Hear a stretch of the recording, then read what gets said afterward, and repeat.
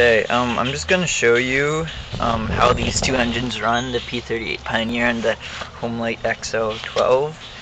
And yeah, so I'm just gonna start both of them up for you, okay? Damn it. Alright, that looks good. Alright.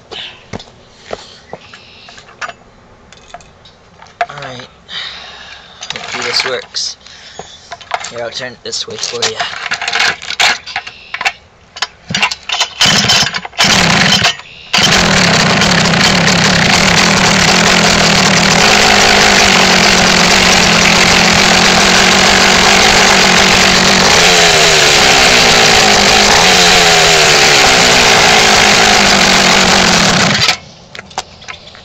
Yeah, so that's the P38 Pioneer.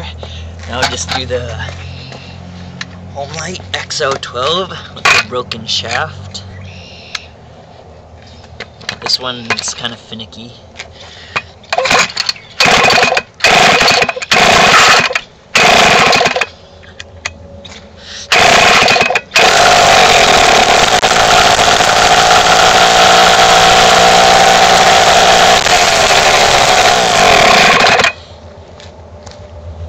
Yeah, so there it is.